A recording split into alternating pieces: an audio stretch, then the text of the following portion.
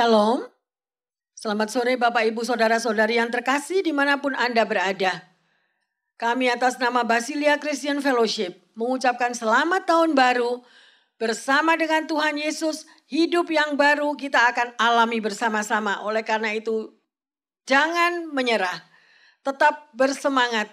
Kita masuk dalam tahun 2021 dengan penuh kemenangan dan mujizat bersama Tuhan.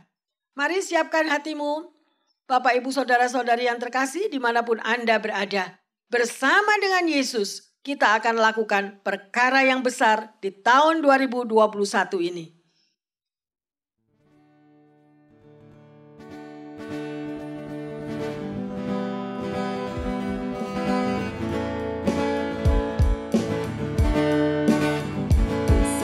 Yesus, lakukan perkara besar bersama Yesus. Tidak ada yang sukar bersama Yesus. Ada jalan keluar untuk masalahku, untuk masalahmu, untuk masalah kita semua. Haleluya. Bersama Yesus, lakukan perkara besar bersama Yesus.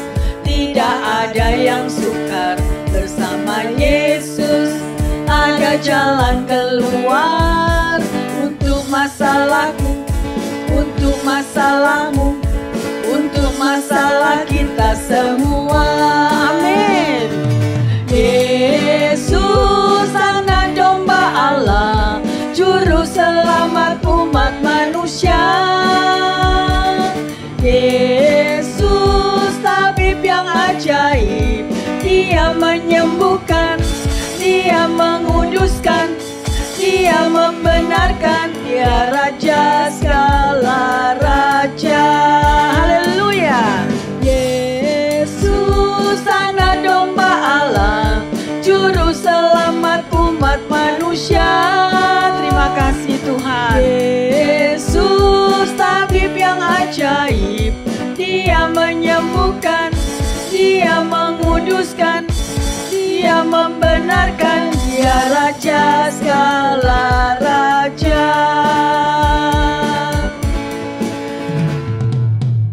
Serangan kita bukan melawan darah dan daging.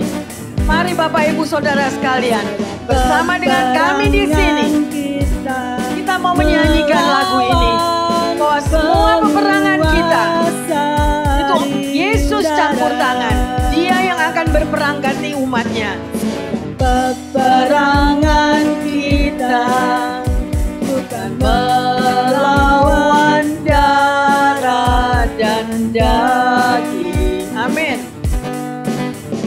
Sebab peperangan kita melawan roh-roh jahat di udara. Amin. Kenakanlah senjata Allah supaya kita dapat bertahan.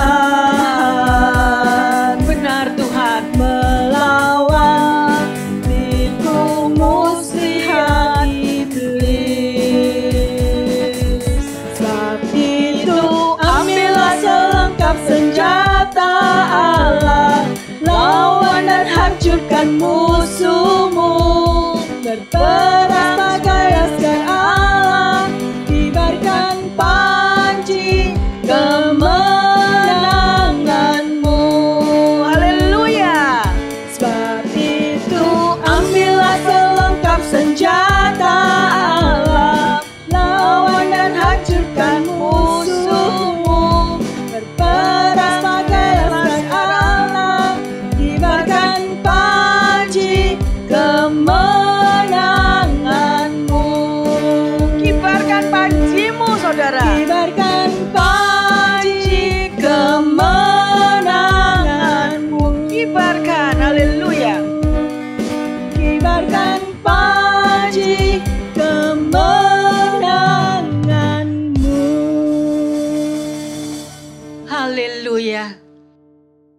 Terima kasih ya Tuhan. Kami boleh memasuki tahun 2021 ini hanya karena anugerah-Mu. Kami percaya bahwa hidup kami di tahun baru ini, bahwa Engkau tetap menyertai dan Engkau yang berperang ganti kami. Ajarkan kami untuk selalu melibatkan Engkau dan berserah total kepadamu Tuhan. Urapi hamba-Mu dan urapi juga semua pendengar dimanapun umat-Mu berada.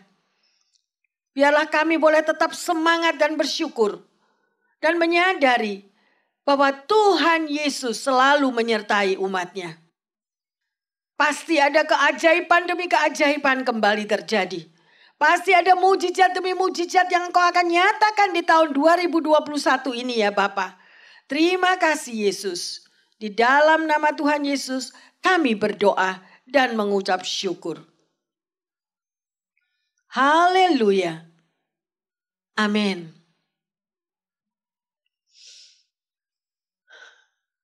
Bapak, Ibu, Saudara-saudari yang terkasih. Tak terasa waktu begitu sangat cepat. Dan kita sudah memasuki tahun 2021. Mungkin banyak pertanyaan yang terjadi di dalam alam pikiran kita.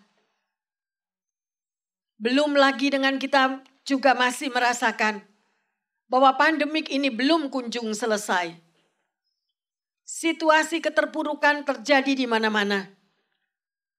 Tetapi sebagai anak Tuhan, kita mau melibatkan Tuhan dan memasuki tahun 2021 ini kita tidak pernah sendiri. Oleh karena itu Bapak Ibu sekalian yang terkasih, kita sudah mengakhiri tahun 2020. Satu tahun yang sudah kita lalui. Dan banyak-banyak hal yang baru di tahun 2020 yang tidak pernah kita sadari. Dan itu terjadi sedemikian rupa dan pasti sangat mendebarkan hati kita. Oleh karena itu, Tuhan begitu sangat mengasihi Anda dan saya. Kita menyongsong tahun 2021 ini. Dan percayalah bahwa ada kekuatan, mujizat dan demi mujizat, kemenangan demi kemenangan sudah disediakan bagi kita orang percaya. Ya. Oleh karena itu Bapak Ibu Saudara-saudari yang terkasih, janji Tuhan adalah Dia tetap setia. Dia tidak pernah meninggalkan saudara dan saya. Harapan-harapan kita yang baru di tahun 2021 ini. Semuanya kita mau apa yang kita kehendaki. Tuhan juga sudah mendengarnya. Ya. Biarlah tahun 2021 ini menjadi tahun yang lebih baik daripada tahun yang silam. Kita jangan membawa lagi hal-hal yang buruk yang sudah berlalu. Tapi kita memasuki tahun yang baru ini dengan semangat yang baru, dengan kekuatan yang baru. Dan melibatkan Tuhan di dalam segala perkara. Jadilah pribadi yang tetap bersemangat, ya, dan selalu percaya akan janji firman Tuhan. Apa yang tidak pernah dilihat oleh mata, apa yang tidak pernah didengar oleh telinga, Tuhan akan berikan di dalam kehidupan saudara dan saya.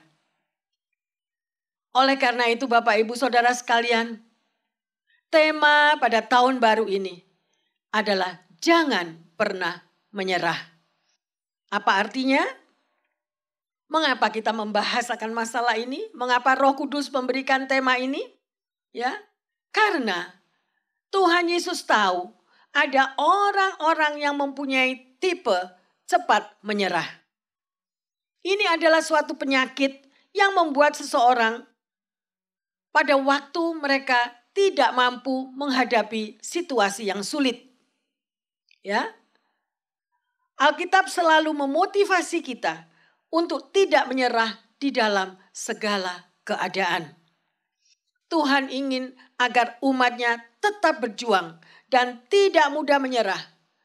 Dia selalu memotivasi manusia untuk meletakkan kembali pandangan mereka kepadanya. Ya, sehingga mereka tetap dapat bertahan dan tidak menyerah di dalam hidup mereka. Oleh karena itu sekali lagi, jangan pernah menyerah. Kita akan baca di dalam 2 Tawarikh 15 ayat yang ke-7. Tetapi kamu ini, kuatkanlah hatimu, jangan lemah semangatmu, karena ada upah bagi usahamu. Amin. Ya, di sini dikatakan jangan lemah semangatmu. Berarti Tuhan itu sudah memberikan rambu-rambu kehidupan kepada kita umat yang dikasihinya. Ya, oleh karena itu penting sekali Bapak Ibu sekalian. Bacalah Alkitab karena itu yang memberikan kekuatan dalam hidup kita. Seorang bernama Job Zoetemelk, seorang pembalap sepeda paling sukses dari Belanda. Karena ia tidak pernah menyerah. Ia berhasil menyelesaikan Lumba Tour yang dikatakan waktu itu adalah Tour de France sebanyak 16 kali dengan menempati posisi kelima, kemudian berubah menempati posisi yang kedua, ya, dan dia mampu untuk berjuang senantiasa sehingga dia menjadi juara pada tahun 1980.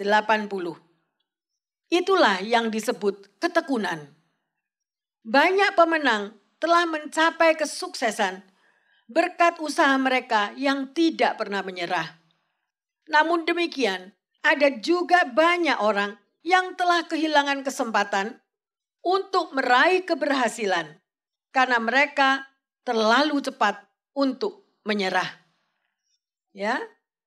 Oleh karena itu, banyak juga pada waktu orang tersebut mengalami kekalahan atau kegagalan, mereka tidak mau lagi untuk memulai sesuatu yang baru.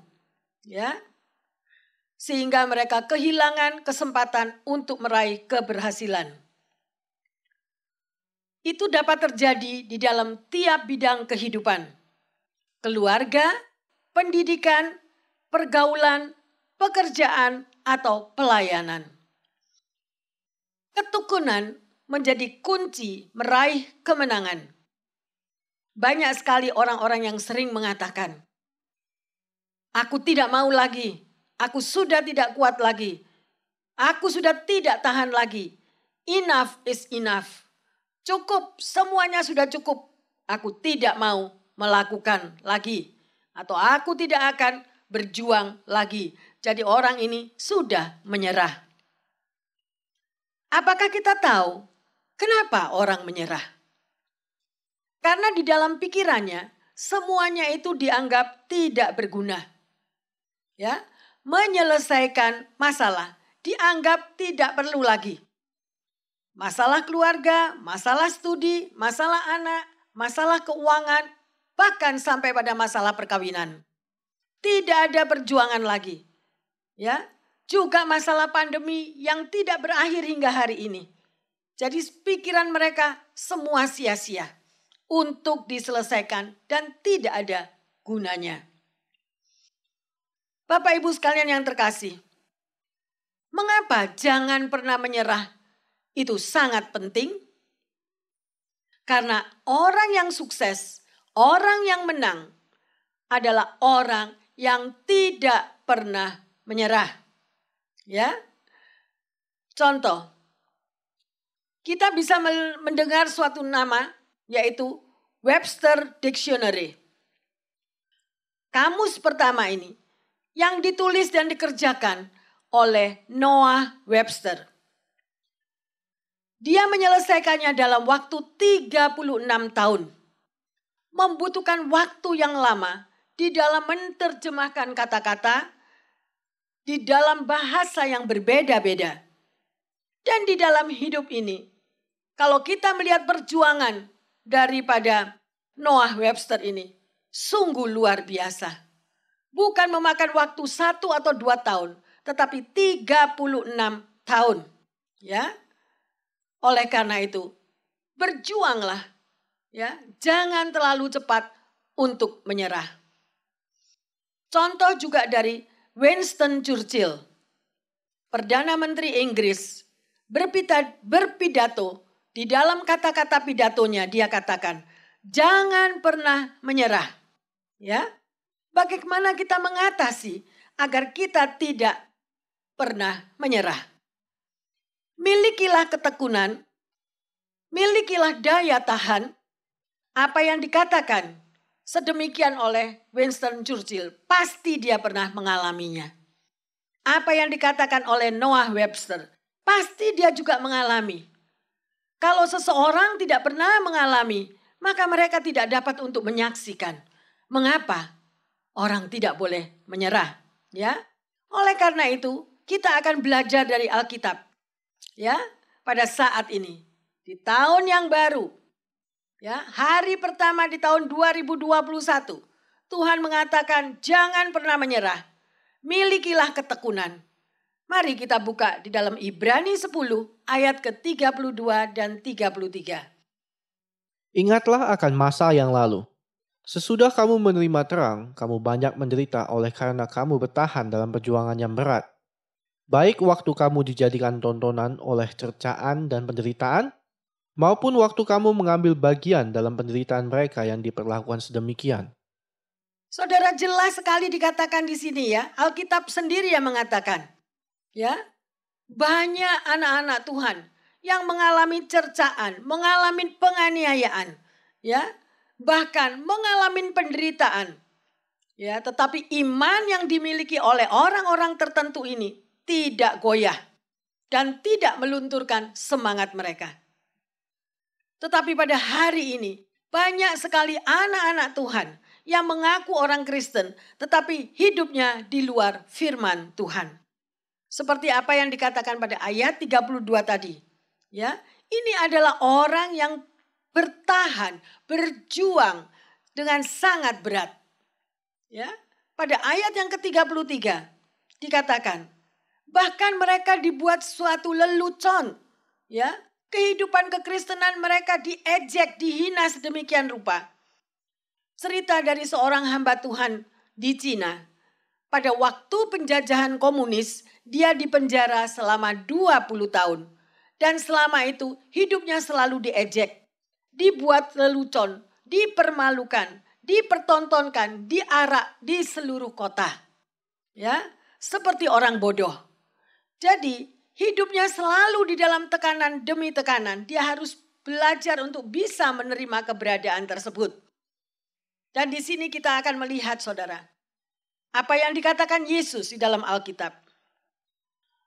Ada 4 hal pengikut Yesus. Dan perumpamaan ini tentang penabur. Kita akan lihat di dalam Lukas 8 ayat 11 sampai 15. Inilah arti perumpamaan itu. Benih itu ialah firman Allah. Yang jatuh di pinggir jalan itu ialah orang yang telah mendengarnya.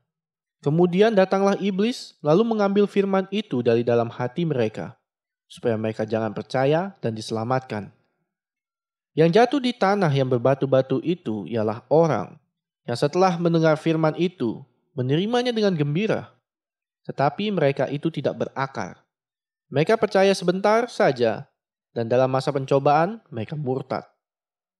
Yang jatuh dalam semak duri ialah orang yang telah mendengar firman itu. Dan dalam pertumbuhan selanjutnya mereka terhimpit oleh kekhawatiran dan kekayaan dan kenikmatan hidup, sehingga mereka tidak menghasilkan buah yang matang.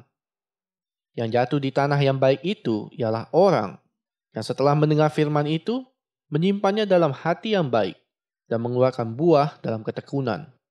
Bapak, Ibu, Saudara-saudari yang terkasih, kita membaca daripada ayat pada Lukas 8 ini tadi. Pada ayat 11, benih itu ialah firman Allah. Ya, diperumpamakan. Benih itu adalah firman Allah. Kemudian pada ayat 12, benih itu jatuh di pinggir jalan. Gambaran tentang jenis hati yang sangat keras. Ya, ketika firman itu disampaikan, ia tidak memberikan respon yang benar. Masih suka mengabaikan, meremehkan, dan bahkan menolak dan tidak percaya kepada firman itu.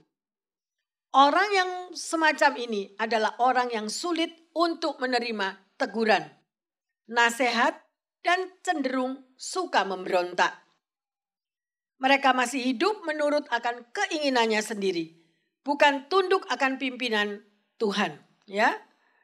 Dan banyak orang seperti pada ayat 12 ini, mereka mendengar firman Tuhan, tetapi setelah itu semuanya hilang. Karena iblis mencurinya dari kehidupannya. Nah, kita bisa melihat pertobatan yang setengah-setengah. Mari kita buka di dalam Galatia 6 ayat yang ke-8. Sebab barang siapa menabur dalam dagingnya, ia akan menuai kebinasaan dari dagingnya. Tetapi barang siapa menabur dalam roh, ia akan menuai hidup yang kekal dari roh itu. Saudara, kita bisa melihat pilihan ada di dalam tangan kita. Kita mau menabur di dalam daging kita, ya, dikatakan kita akan menuai kebinasaan. Tetapi kalau kita menabur di dalam roh kita, sesuatu yang indah yang akan kita juga peroleh, ya. Dan pada ayat ke-13 dikatakan, mereka menerima firman Tuhan, tetapi pada waktu ada masalah, mereka lari. Mereka murtad karena gagal melawan pencobaan itu. Tidak mampu untuk menghadapi tantangan apa yang terjadi. Ya, ini berbicara tentang tumbuhan yang saat panas terik dia akan mati. Ia tidak berakar kuat karena ada batu-batu penghalang. Kita bisa lihat di dalam Kolose 2 ayat yang ke-7. Hendaklah kamu berakar di dalam Dia dan dibangun di atas Dia. Hendaklah kamu bertambah teguh dalam iman yang telah diajarkan kepadamu. Dan hendaklah hatimu melimpah dengan syukur. Jelas sekali, Bapak Ibu Saudara yang terkasih. Kita mau berakar di mana? Ya, kita mau berakar di dalam dunia ini, pasti jalan kita juga akan mengikuti sistem daripada dunia. Tetapi kalau kita mau berakar di dalam Tuhan, maka kuasa Roh Kudus akan menuntun saudara dan saya. Kita akan dibimbing di dalam jalan yang benar. Ya. Pada ayat yang ke-14. Benih bisa saja tumbuh, tapi terhimpit oleh semak duri. Akibatnya tanaman ini juga akan mati. Ya. Oleh karena itu saya katakan, menjadi anak Tuhan adalah suatu pilihan. Harus ada prioritas, mana yang utama di dalam hidup kita. Ya. Ada yang mengikut Yesus, tetapi juga mengikut dunia. Mengikut Yesus, tetapi mereka masih tetap berbuat dosa. Dan sebagai pengikut Yesus, kita harus memilih. Kita percaya kepada Yesus, harus selalu berhati-hati. Ya, agar kehidupan kita berjalan dan melakukan sesuai dengan firman-Nya. Ya, kita akan tidak terpengaruh oleh kenikmatan duniawi. Tidak akan juga sesuatu yang mengasyikkan di dalam pikiran kita. Ya, sehingga kehidupan manusia rohani kita itu dibinasakan oleh situasi dunia ini. Ya, cara iblis bekerja di akhir zaman. Mereka justru memakai dengan segala pikatan-pikatan dunia. Dengan segala apa yang indah, apa yang menarik, apa yang nikmat yang dunia tawarkan bagi anak-anak Tuhan. Oleh karena itu, berhati-hatilah. Ya. Kita lihat di dalam Lukas 8 ayat 15. Yang jatuh di tanah yang baik itu ialah orang yang setelah mendengar firman itu, menyimpannya dalam hati yang baik dan mengeluarkan buah dalam ketekunan. Amin. Ya, saudara, sungguh luar biasa. Ya, dikatakan di sini, karena tanahnya baik dan subur, maka benih itu akan tumbuh dengan baik dan menghasilkan buah. Kita tahu tadi sudah dikatakan bahwa benih itu adalah firman Tuhan. Jadi kalau firman Tuhan itu tertabur di dalam tanah hati kita dan kita memiliki tanah hati yang baik, maka kita akan berbuah-buah di dalam kehidupan ini. Ini orang sungguh dia menyadari bahwa dia adalah orang berdosa dan membutuhkan pertolongan. Mereka melakukan firman Tuhan dan hidupnya akan berbuah. Kita tahu apakah kita menjadi pengikut Kristus yang sejati? Dan jawabannya ada di dalam Lukas 8:15 ini tadi. Saudara bisa baca ulang di rumah, ya. Dari buah-buahnya kita akan tahu siapa mereka. Dan itu akan mengeluarkan buah di dalam ketekunan. Ya, sehingga dia kuat, tidak pantang menyerah. Di dalam proses penderitaan apapun yang terjadi, di dalam masalah apapun yang datang, mereka akan tetap mampu bertahan. Ya, amin. Bagaimana respon saudara dan saya terhadap benih firman Tuhan? Mari kita koreksi diri. Sudah baikkah tanah hati kita? Ya, itu yang perlu kita perbaiki. Ya, buanglah segala batu-batu, kerikil-kerikil, ya, semak belukar, itu yang menggambarkan kebencian, kemarahan, sakit hati, kepahitan, semuanya, kesombongan, iri hati. Itu merupakan batu-batu, kerikil-kerikil semua, sehingga kita tidak mampu menerima firman Tuhan dengan baik. Ya, oleh karena itu, jelas sekali bahwa daya tahan, ketabahan, ketekunan, bukti dari orang percaya yang sejati. Mari kita baca di Ibrani 10 ayat yang ke-34. Memang kamu telah turut mengambil bagian dalam penderitaan orang-orang hukuman, dan ketika harta kamu dirampas, kamu menerima hal itu dengan sukacita, sebab kamu tahu bahwa kamu memiliki harta yang lebih baik dan yang lebih menetap sifatnya. Amin. Ya, saudara. Kalau kita boleh melihat dan merenungkan firman Tuhan ini. Ya. Kalau harta kita itu mesti lenyap. Harta kita itu mesti ada sesuatu yang terjadi sehingga semuanya itu menjadi hilang. Ya, apa yang dikatakan oleh firman Tuhan? Ya. Mari kita mau melihat pada waktu zaman Yesus. Orang yang dipenjara pada zaman itu mereka tidak diberi makan. Ya, keluarganya atau orang lain yang menolong dan membantu memberi makan. Mereka saling menolong. Pada waktu mereka membagi-bagi apa yang mereka miliki. Ya, dan mereka melakukan itu dengan sukacita. Bagaimana mereka bisa bersukacita? Karena mereka tahu akan kebenaran. Dan ini terjadi karena adanya hubungan intim, adanya hubungan relationship dengan Tuhan. Ya, orang yang mencintai Tuhan pasti dia akan membaca firman-Nya. Orang yang mengasihi Tuhan dan dia tahu bahwa kita butuh Tuhan, pasti dia juga butuh suaranya melalui firman Tuhan. Mari kita lihat di dalam Ibrani 10 ayat 35 dan 36.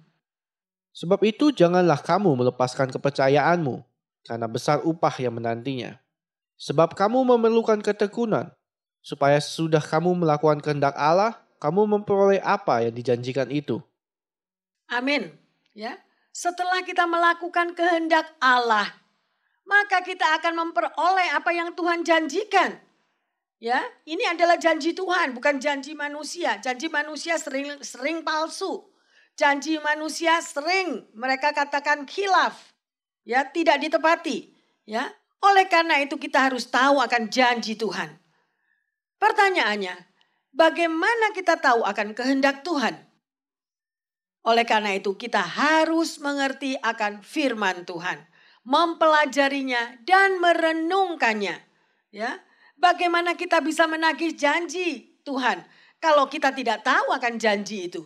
Kita tidak tahu akan janji itu karena kita tidak pernah membaca firman Tuhan. Karena di dalam firman Tuhan itu banyak sekali terisi akan janji-janji Tuhan. Ya, bagaimana saudara dan saya akan bertekun? Ya, kalau kita tidak mengerti arti dari ketekunan. Ya, mengapa banyak orang Kristen pikirannya itu menjadi dangkal, pikirannya itu menjadi pendek? Ya. Karena mereka tidak tahu akan firman Tuhan. Mereka berpikir bahwa mereka akan selamat hidupnya. Padahal mereka tidak mengalami keselamatan. Karena mereka tidak tahu dan tidak mengerti akan kebenaran firman Tuhan. Ya, dan itu sungguh sangat terbukti. Ya, ingatlah kita diselamatkan oleh anugerah Tuhan. Jadi jangan lepaskan kepercayaanmu. Ya, karena itu akan mendatangkan upah yang besar. ketekunan kita akan membuat kita terus melakukan kehendak Tuhan. Dengan daya tahan yang kita miliki, kita akan mampu melakukan kehendak-Nya. Artinya, kita tidak akan lagi melakukan perbuatan dosa. Ya, kita tidak akan lagi melakukan perbuatan yang melanggar firman Tuhan. Dan terus akan melakukan apa yang menjadi kehendak Tuhan. Ya, ada kerinduan, aku mau menyenangkan Tuhan. Ada kerinduan, aku sangat mengasihi Tuhan, aku akan melakukan apa yang diperintahkannya. Ya, oleh karena itu, jangan menyerah. Apa artinya jangan menyerah? Yaitu untuk terus melakukan kehendak Tuhan. Ya, never give up. Amen. Sering kali kita menyerah untuk tidak berdoa. Ini aja hal yang kecil. Ya, tetapi yang sangat berarti dan sangat amat penting. Berapa banyak dari kita anak-anak Tuhan yang tidak mau berdoa? Berapa banyak dari kita yang mengaku orang Kristen tetapi tidak pernah mau mempunyai hubungan pribadi dengan Tuhan? Sehingga hidupnya kosong, hidupnya kering, hidupnya senantiasa tidak tahu lagi. Semua apa yang ada di dalam hati dan kepikirannya adalah keinginan daging semuanya. Ya, oleh karena itu dikatakan jangan menyerah, teruslah berdoa, ya, dengan tidak jemu-jemu. Kita lihat di dalam ayat 36 tadi. Apa yang Tuhan mau di dalam hidup saudara dan saya saat ini, ya, yaitu dengan tanda petik, jangan pernah menyerah. Jangan pernah menyerah. Di tahun 2021 tetap bersemangat, ya. Ambil, ya, lakukan yang menjadi panggilan Tuhan di dalam kehidupan kita, ya. Kalau panggilan saya, saudara, ya, ialah melayani Tuhan dan berdoa bagi umat-umat Tuhan, ya, yang membutuhkannya, ya. Kita berdoa, saling mendoakan satu dengan yang lain.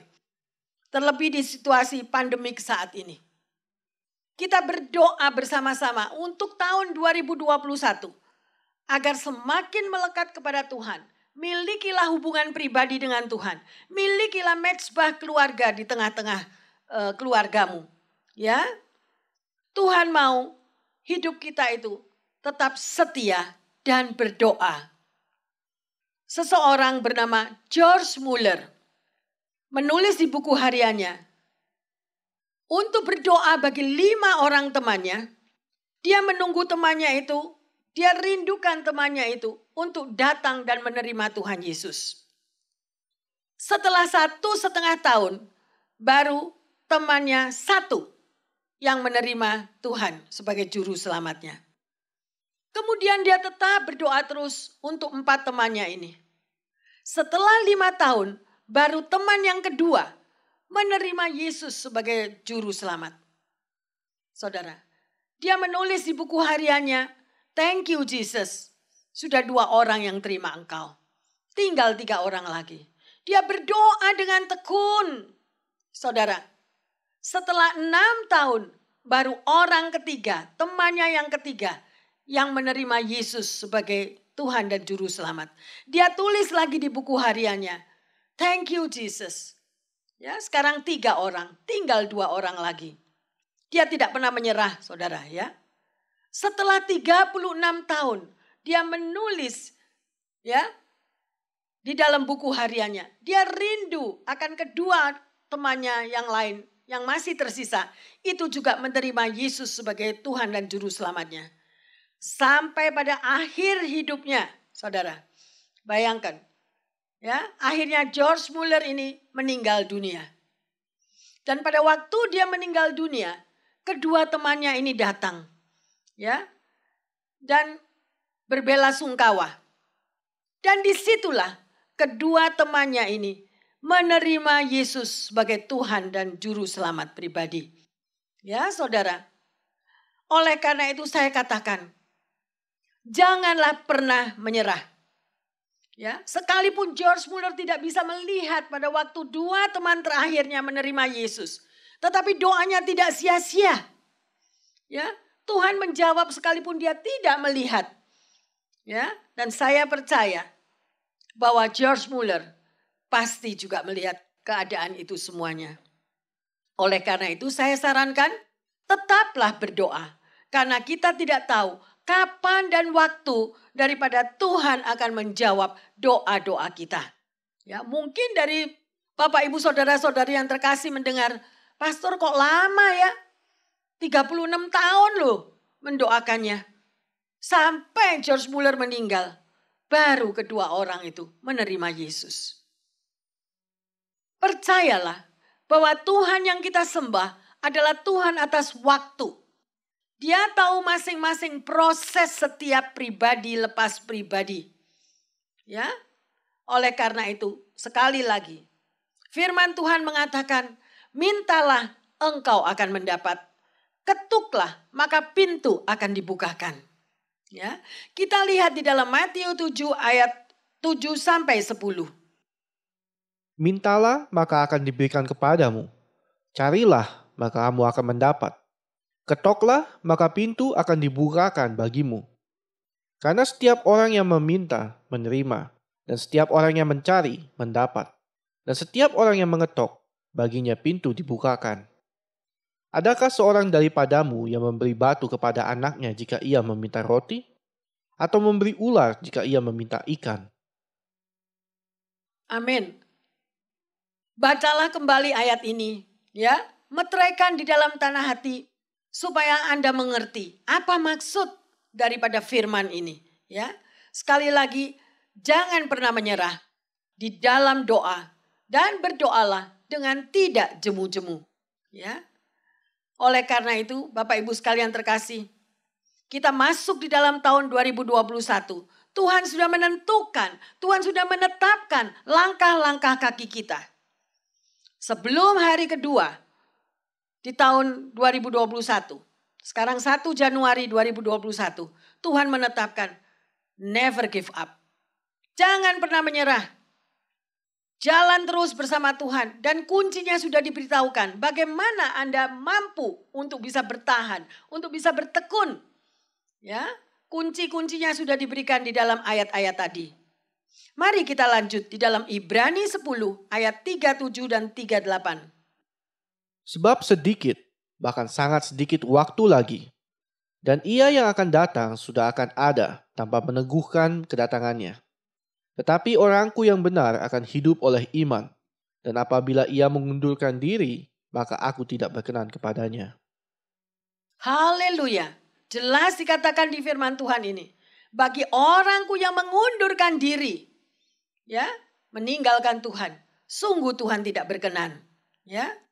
Di dalam hidup ini Bapak Ibu sekalian, kita dituntut untuk berusaha semaksimal mungkin. Di dalam mengerjakan segala hal.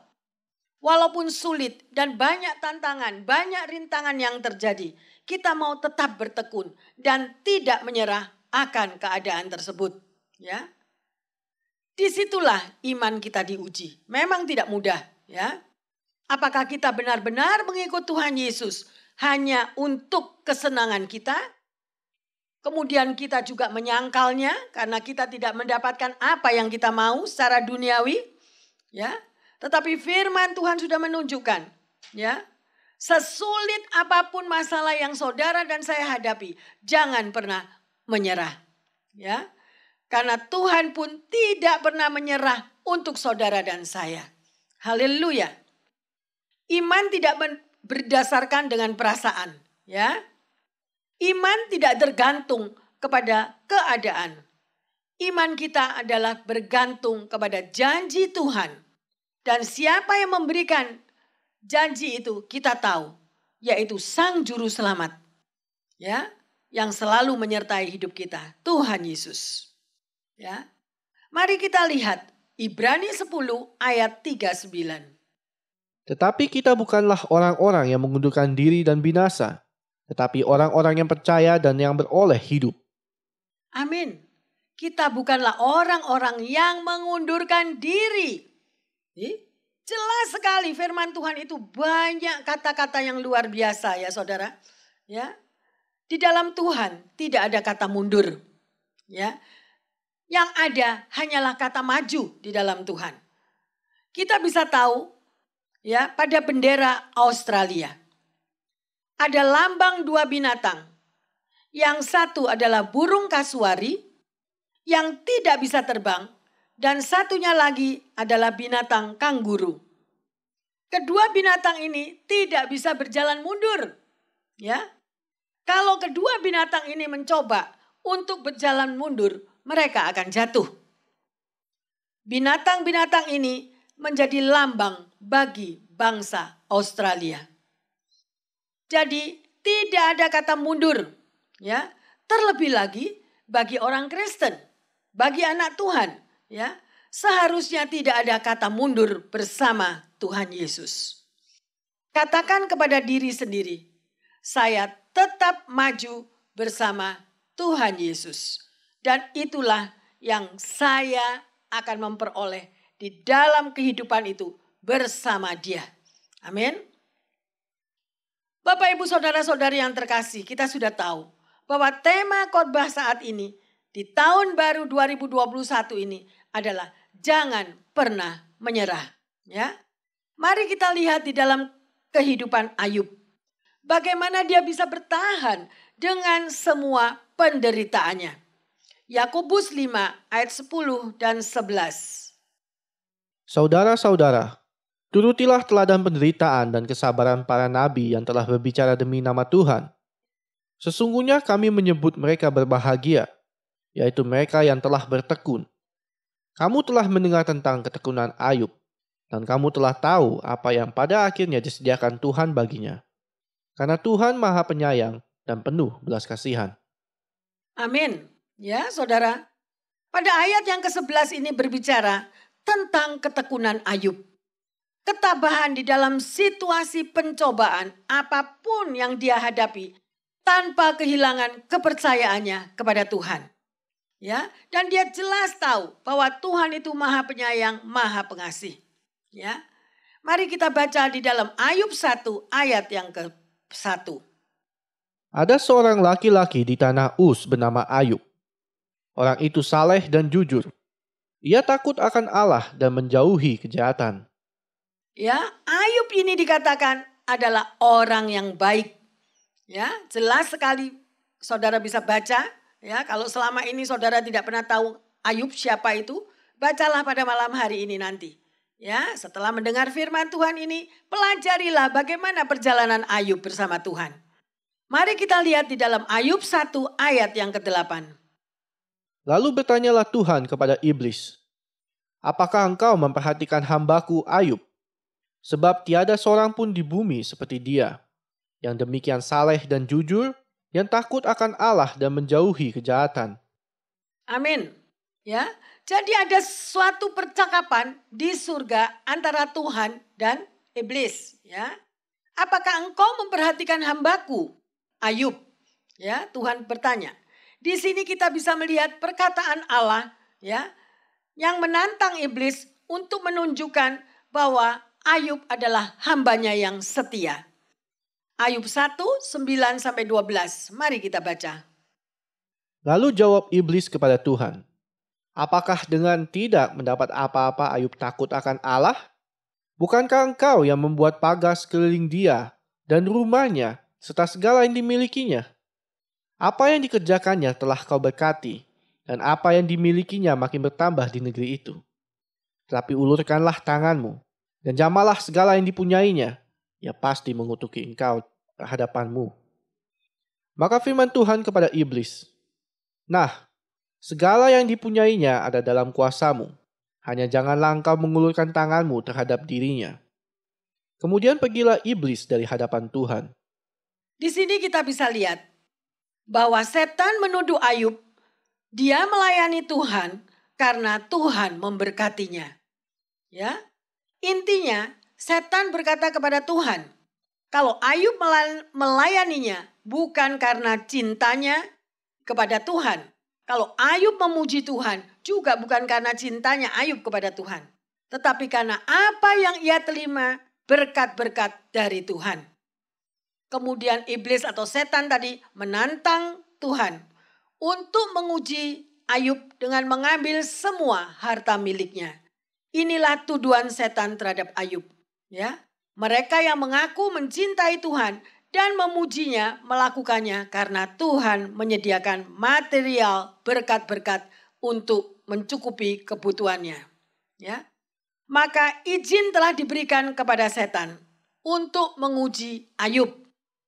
Tuhan memberi kebebasan kepada setan ini untuk menyingkirkan semua milik Ayub. Akan tetapi Tuhan membatasi iblis dengan tidak diberikan kuasa untuk mengambil nyawanya. Kita perhatikan di sini, tanpa seizin Tuhan, setan tidak bisa menjamah umat Tuhan. Ya, jadi Ayub masuk di dalam satu ujian. Mari kita lihat Ayub 1 ayat 21 dan 22. Katanya, dengan telanjang aku keluar dari kandungan ibuku. Dengan telanjang juga aku akan kembali ke dalamnya. Tuhan yang memberi, Tuhan yang mengambil. Terpujilah nama Tuhan. Dalam kesemuanya itu, Ayub tidak berbuat dosa dan tidak menuduh Allah berbuat yang kurang patut. Luar biasa, ya. Kata-kata yang Ayub keluarkan, ya. Ayub menerima semua musibah yang terjadi di dalam hidupnya, ya. Juga dengan kerendahan hati dan tunduk kepada Allah dan tetap menyembah Tuhan di tengah-tengah penderitaannya yang hebat, ya. Kita harus tahu bahwa setan itu tidak pernah berhenti bekerja. Oleh karena itu berdoalah hai umat Tuhan. Berdoalah dengan tidak jemu-jemu. Ya. Ayub dengan berbesar hati, dia menyadari Tuhan yang memberi dan Tuhan juga yang bisa mengambil. Ya. Mari kita lanjut di dalam Ayub 2 ayat 6 dan 7.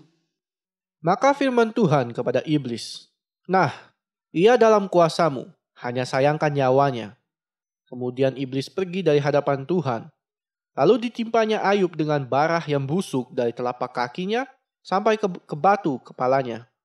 Allah mengizinkan iblis mendatangkan penderitaan atas Ayub kembali. Ujian iman seperti yang dialami oleh Ayub, ya, justru bermakna besar. Karena yang dipertaruhkan adalah nama Allah, ya. Di dalam pergumulan rohani yang terbesar sepanjang zaman, yaitu pertentangan Allah dengan iblis. Ya, seluruh tubuhnya Ayub sakit dari kepala sampai kakinya. Ya, seluruh harta benda keluarganya habis, juga anak-anaknya dihabisi. Hanya karena anugerah Tuhan, Ayub bisa bertahan. Mari kita lihat di dalam Ayub 2 ayat yang ke-9. Maka berkatalah istrinya kepadanya, "Masih bertekunkah engkau dalam kesalehanmu? Kutukilah Allahmu dan matilah." Kita bisa melihat di sini, ya, bagaimana setan memakai istri Ayub. Ya, kutuklah Allahmu dan matilah. Perkataan istrinya ini merupakan ujian iman bagi Ayub. Oleh karena itu saya katakan, dimanapun para ibu-ibu berada, perhatikanlah kata-katamu, ya, untuk suamimu, untuk keluargamu, atau untuk siapapun engkau berkata, hendaklah hanya kata-kata yang dari firman Tuhan. Ya, jangan seperti istri daripada Ayub. Ayub tidak mendengarkan kata istrinya, karena itu adalah kata-kata setan. Ya, perhatikan, setiap kali setan membujuk daripada anak-anak Tuhan untuk menyerah, untuk putus asa, untuk tidak mau lagi hidup di dunia ini. Itu semuanya bukan dari Tuhan. Ya, dan itu semua adalah yang diberikan oleh setan menyerang di dalam alam pikiran kita. Untuk menghancurkan hidup anak-anak Tuhan. Ya, untuk menghancurkan keluarga-keluarga anak-anak Tuhan. Apa jawab Ayub kepada istrinya? Ayub 2 ayat ke-10. Tetapi jawab Ayub kepadanya, "Engkau berbicara seperti perempuan gila. Apakah kita mau menerima yang baik dari Allah tetapi tidak mau menerima yang buruk?" Dalam kesemuanya itu, Ayub tidak berbuat dosa dengan bibirnya. Amin. Ya, di sini Ayub tidak berbuat dosa dengan bibirnya. Orang percaya sejati, dia tahu ada proses di dalam kehidupan. Jadi kita diuji oleh Allah melalui beban hidup. dan juga menerima yang baik dari tangan Tuhan. Ya, Ayub dengan bijaksana menjawab bahwa ia tidak mau menerima hal yang baik saja dari Allah. Tetapi proses kehidupan dia juga mau menerimanya. Ya, dia tidak pernah mempersalahkan Allah. Sebab ia tahu bahwa Allah tidak pernah bersalah. Bapak Ibu sekalian terkasih, berapa banyak anak-anak Tuhan yang marah kepada Tuhan. Ya, karena proses terjadi, karena pandemik terjadi, karena situasi ekonomi yang sedemikian hancur atau apa saja yang saat ini kita alami, ya. Dan itu membuat kekecewaan sehingga kita tidak mau datang kembali kepada Tuhan, ya. Kita bisa belajar daripada Ayub ini. Dari bab 2 sampai bab 42, Ayub mengalami proses di dalam kebingungan dan sangat menderita. Selalu bertanya-tanya, kenapa penderitaan semua ini harus dia tanggung? Kenapa semua penderitaan ini harus dia alami? Lihat di dalam Ayub 42 ayat 1 sampai 3. Maka jawab Ayub kepada Tuhan, "Aku tahu bahwa Engkau sanggup melakukan segala sesuatu dan tidak ada rencanamu yang gagal. Firman-Mu, siapakah dia yang menyelubungi keputusan tanpa pengetahuan? Itulah sebabnya, tanpa pengertian aku telah bercerita tentang hal-hal yang sangat ajaib bagiku dan yang tidak kuketahui." Luar biasa, ya. Akhirnya Ayub sadar bahwa semua terjadi seizin Tuhan. Tuhan yang kontrol. Ayub menyerahkan dirinya kembali kepada Tuhan. Kita baca di dalam Ayub 42 ayat yang ke-5 dan ke-6. Hanya dari kata orang saja aku mendengar tentang Engkau, tetapi sekarang mataku sendiri memandang Engkau. Oleh sebab itu, aku mencabut perkataanku, dan dengan menyesal, aku duduk dalam debu dan abu. Ya, lihat ini. Ya, semua apa kata-kata yang Ayub katakan kepada Tuhan, sekarang dia menyadari, ya. Bapak, Ibu, saudara-saudari yang terkasih, orang yang selalu bersekutu dengan Tuhan biasanya adalah orang yang pernah hancur, ya. Jadi tidak ada pertolongan yang lain. Dia mengalami sesuatu yang luar biasa. Dan dia bisa melihat bahwa Tuhanlah penolong satu-satunya. Ayub berserah total. Tidak bertanya lagi mengapa, dan mengapa. Dan Ayub mohon ampun kepada Tuhan. Suatu contoh yang luar biasa. Bapak, Ibu, saudara yang terkasih. Selama berada di penjara, Nelson Mandela sering mengalami siksaan fisik yang dilakukan oleh petugas penjara. Ketika Mandela dibebaskan dan kemudian menjadi presiden Afrika Selatan, hal pertama yang dia lakukan adalah menyuruh pengawalnya membawa petugas penjara yang dulu sering menyiksanya di dalam penjara. Nelson Mandela merangkulnya dan berkata, "Hal pertama yang ingin saya lakukan ketika menjadi presiden adalah memaafkanmu." Bapak, Ibu yang terkasih, setiap kita pasti pernah merasakan sakit hati. Baik karena perbuatan maupun perkataan orang lain, maupun pengkhianatan, ya, yang sedemikian rupa yang menyakitkan. Ya, mungkin itu dari orang yang dekat dengan kita. Yang lebih parah, bila perasaan sakit hati itu kemudian menimbulkan kepahitan. Ya. Demikian juga dengan Ayub. Namun Ayub tidak mau menyimpan rasa sakit hatinya. Ia segera berdoa dan memohon pengampunan dari Tuhan bagi ketiga temannya. Ya, kita lihat di dalam Ayub 42 ayat yang ke-10. Lalu Tuhan memulihkan keadaan Ayub setelah ia meminta doa untuk sahabat-sahabatnya. Dan Tuhan memberikan kepada Ayub 2 kali lipat dari segala kepunyaannya dahulu.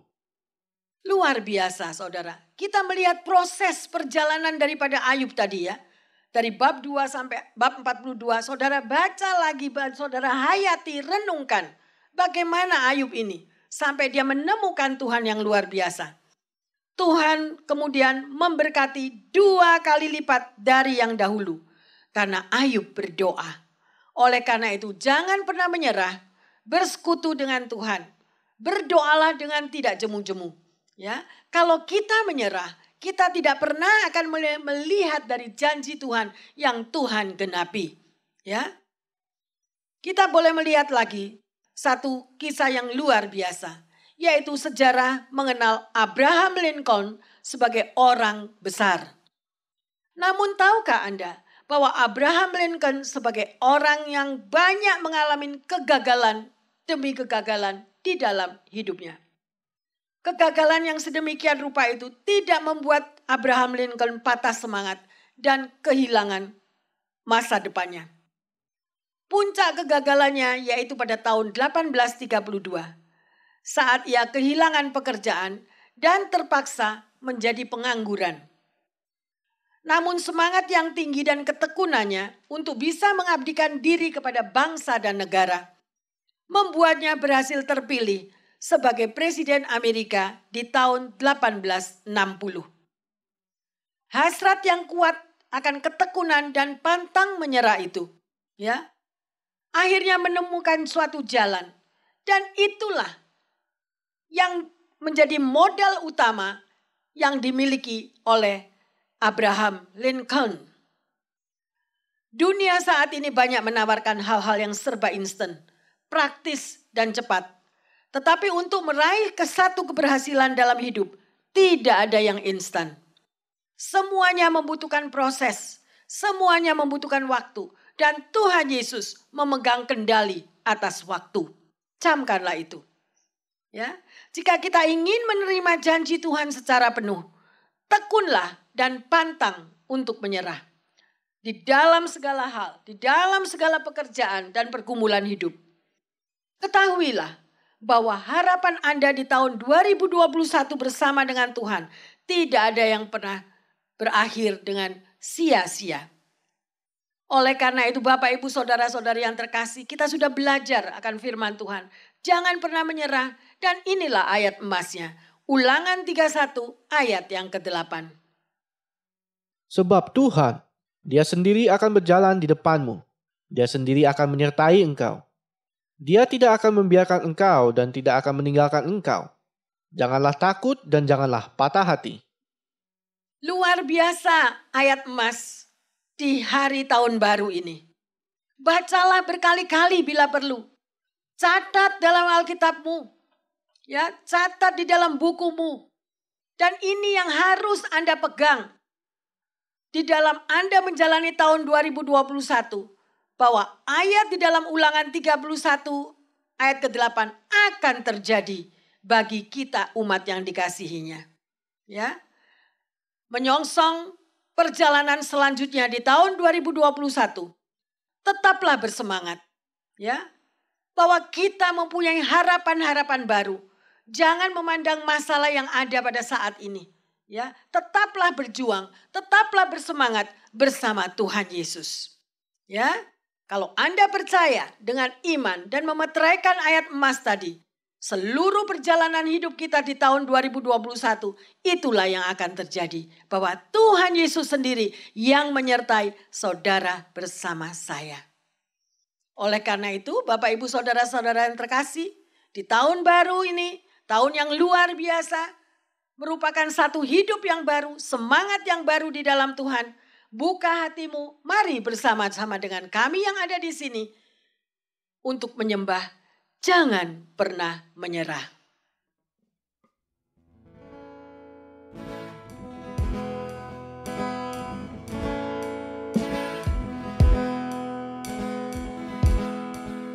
Tuhan tak pernah janji langit selalu biru, tetapi Dia berjanji selalu menyertai. Tuhan tak pernah janji jalan selalu rata, tetapi Dia berjanji berikan kekuatan. Haleluya. Jangan pernah menyerah.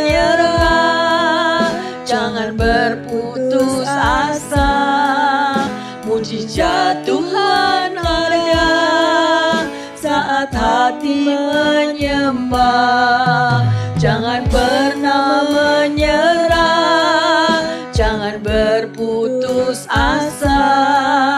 Mujizat Tuhan ada bagi yang setia dan percaya.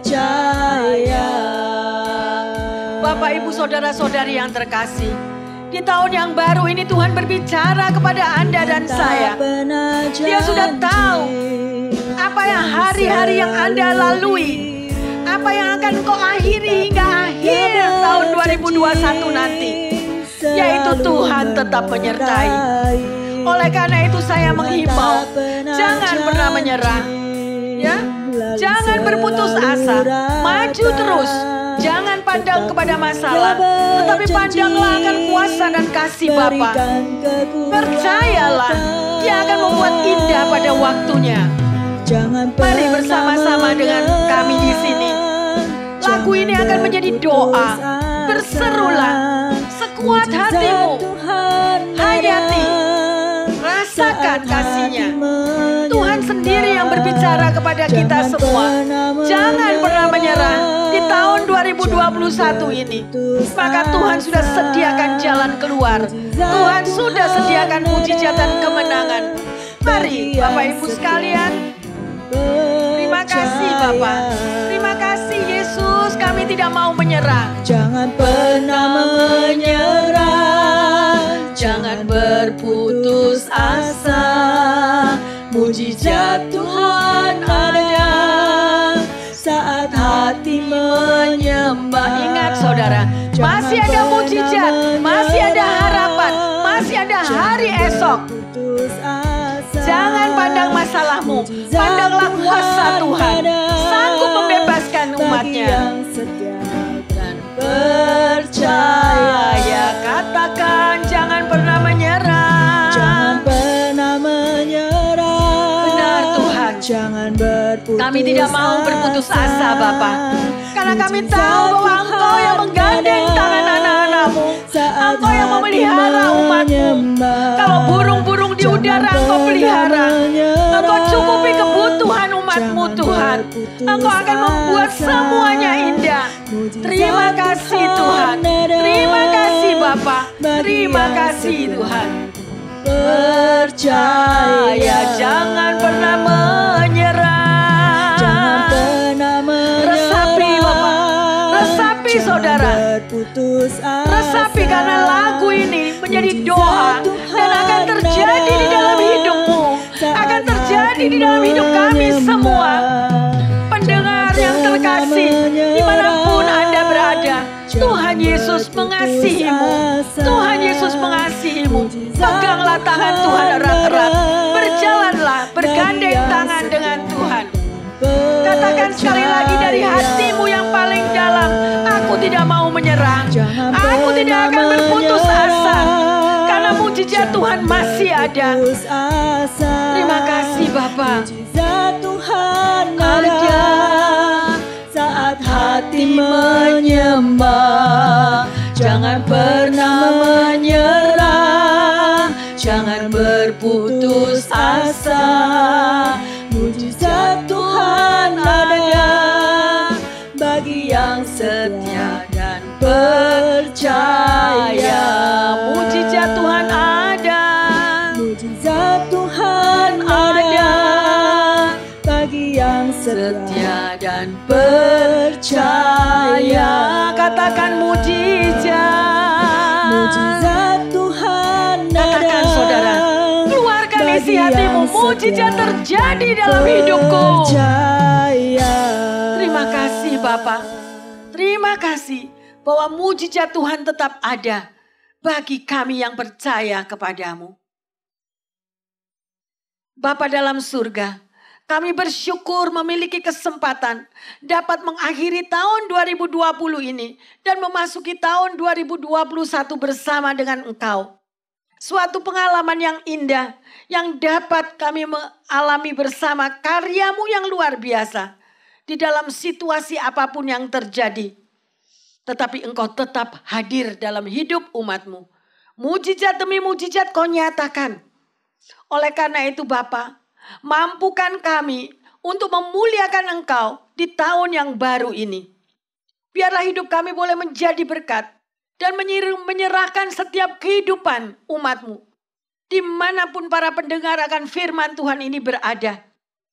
Biarlah hidup mereka boleh diperbaharui, dikuatkan. Karena tahu bahwa Tuhan Yesus sangat mengasihi umat-Nya. Ya. Biarlah yang sakit boleh mengalami kesembuhan. Yang mengalami keterpurukan ekonomi juga boleh dipulihkan. Lawati ya Tuhan. Hiburkan, sembuhkan. Serta berikan jalan keluar dan mujizat tahun baru menjadi bagian umat-Mu. Dimanapun mereka berada. Terima kasih Bapa dalam surga. Engkau memampukan mereka untuk selalu bertekun dan tidak menyerah. Karena Engkau Bapa yang Maha Pengasih. Terima kasih Tuhan Yesus.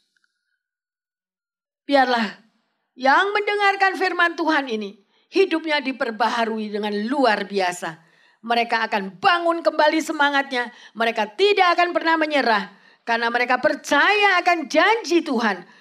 Selalu menyertainya. Terima kasih Tuhan Yesus. Kami memasuki tahun 2021 bersama dengan Engkau.